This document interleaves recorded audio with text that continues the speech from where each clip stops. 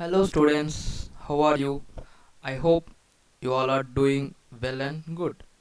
Yesterday, in the previous class, we have studied about fibers, right?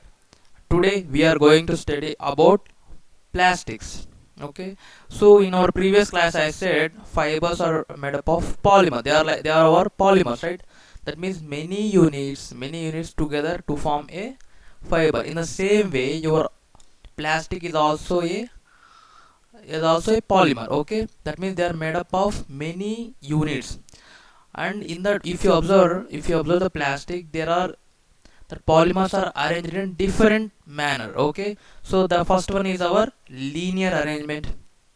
Okay, in this one, the polymers, the units, I told you that poly means many, mer means units, many units together to form a polymer, right?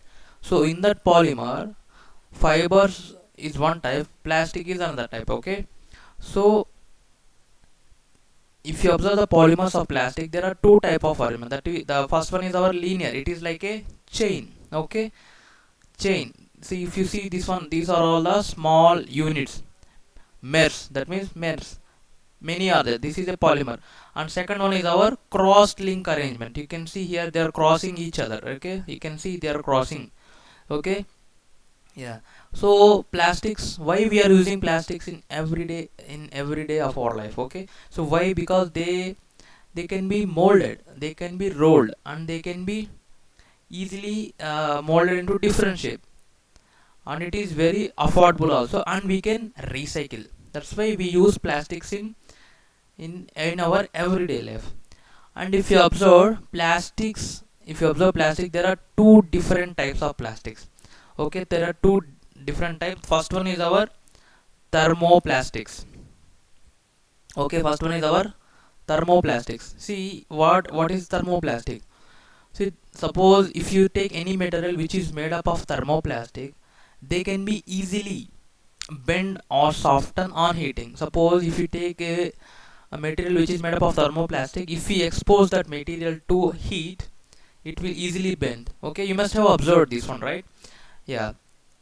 You see, there are different type of examples. You can see the pictures. All these pictures, if we expose to heat, all these pictures, in these pictures all the plastic items are there. So if we expose these materials to heat, they can easily bend. Okay, so in thermoplastics there are two types. There are polythene, polyethene. Okay, that means many ethenes.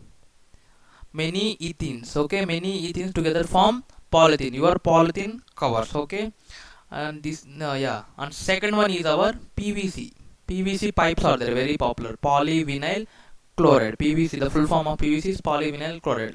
So for with the polythene we can make different type of toys, and we can prepare combs, containers, plastic containers, these type of containers. Okay, yeah. And polyvinyl chloride, that means our PVC is used for making pipes. You can see here the such kind of pipes we use in our homes, right? And footwear, like that. These are some of the examples. Okay, yeah. And the second type of the plastic is our thermosetting plastics. Okay, if you observe the thermosetting plastics, they are not like your thermoplastics. They are not your thermoplastics. Okay, that means they will not, on exposing to heat, they will not soften or they will not bend easily. Okay, examples are our bakelite and melamine. Okay, these are the examples. And if you observe, let us discuss about each one about this example. First one is our backlight. See, backlight, if you observe, backlight is very very, not only backlight, uh, any plastic is poor conductor of heat and electricity. And especially if you take backlight is a very poor conductor of heat and electricity. That's why we use backlight for making electrical switches. Okay, you must have seen your electrical switches, right? Yeah. And if you observe the electrical switches, they will not bend easily on heating. And the handles of the electric iron or your pressure cooker, you can see here these kind of materials, they will, that means, see here, since heat is involved in pressure cooker, right? While cooking, heat generates. So we with the help of the backlight handle, we can easily handle the cooker.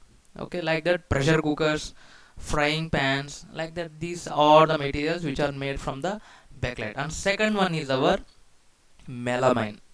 Melamine, if you see, melamine is highly resistant to fire and heat when compared to other materials.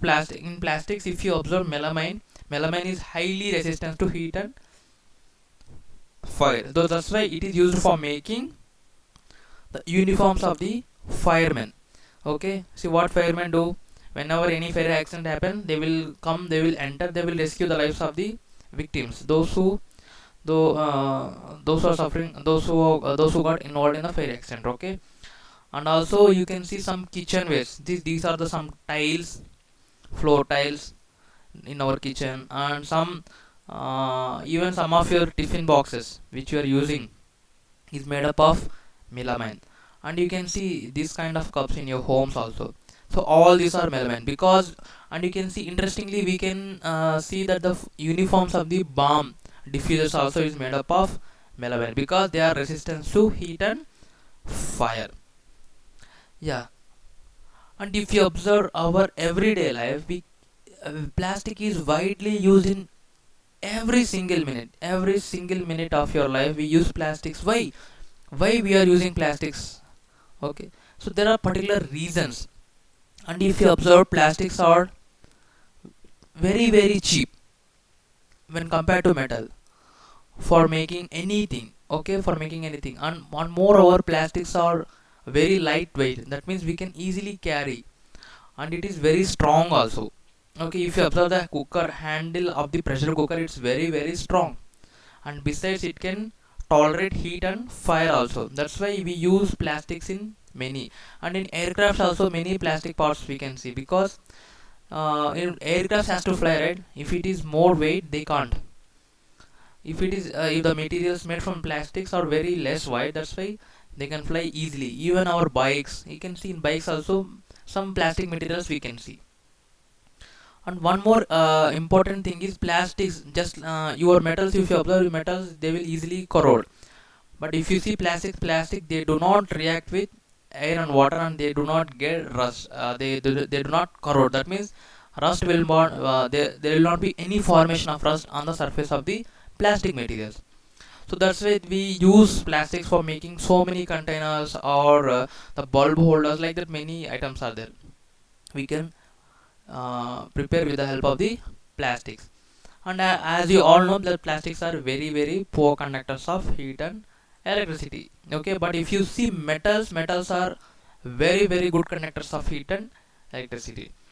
That's why we use the electrical insulations. Okay, if you observe the wires, that is made up of plastic, because they are not the very good conductors of electricity. That's why we can easily handle the electric wires, or some hot these handles also, and some switches also. Like that, we have a wide use of plastic in every day. That's why plastic is it's become a integral part of our life. Okay, yeah. And if you observe the medical industry, if you see in hospitals also, many materials like your syringes, saline bottles, or the gloves which we doctors used, or even nowadays we can see, right, that PPEs, personal protective equipment, what doctors are using for treating corona patients, is also made up of some plastics. Okay, why? Because they have a wide use. They can easily use, and in medical field also, they use the syringes or something else, then they will throw that one. Okay, and there is a special plastic, that is nothing but our Teflon. What they do, they on Teflon, oil and water do not stick at all. Okay, that is the property of the Teflon. So where we use Teflon, we use Teflon for non-stick coating material. Non-stick, you can see, right, non-stick tawas, non-stick bowls, or something else, right? So like that, on the non-stick pan, you can see a material that is known as Teflon. Okay, after in your kitchen, you can see the non-stick tawas which are there in your kitchen.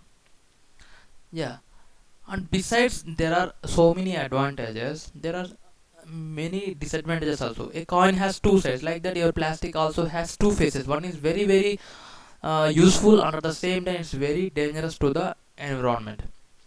Okay, see, if you see the category, plastics comes under non-biodegradable. So first of all, what is biodegradable?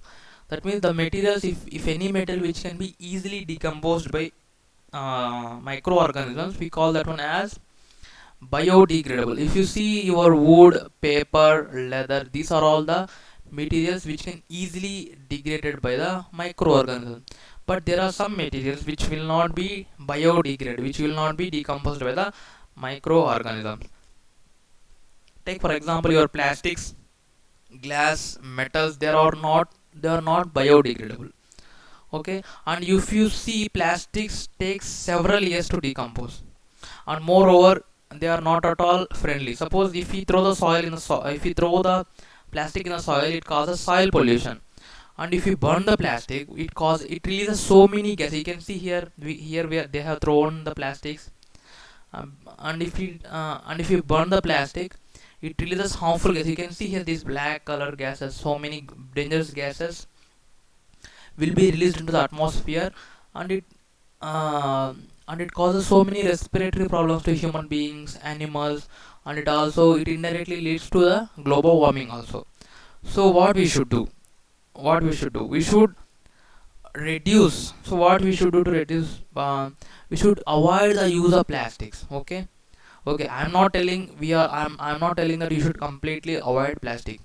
Yeah, slowly in phases we can eliminate plastics from our life, but it takes some time. But time being, what we should do, we should avoid the use of plastic. Wherever it is possible, we should choose the alternative. Suppose if you see Kendriya Vidyalaya Uttabalam is plastic free campus, right? That's why you are not allowed to carry any chocolates or any plastic bottles inside our campus.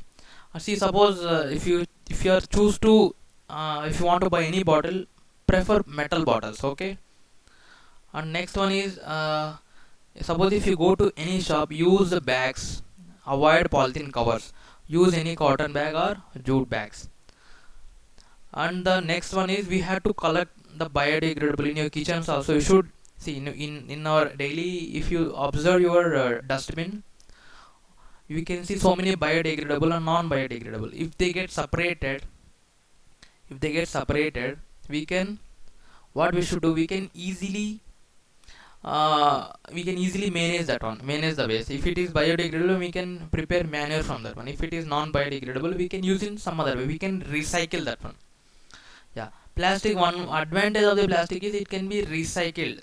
Okay, not many of the plastics are recycled.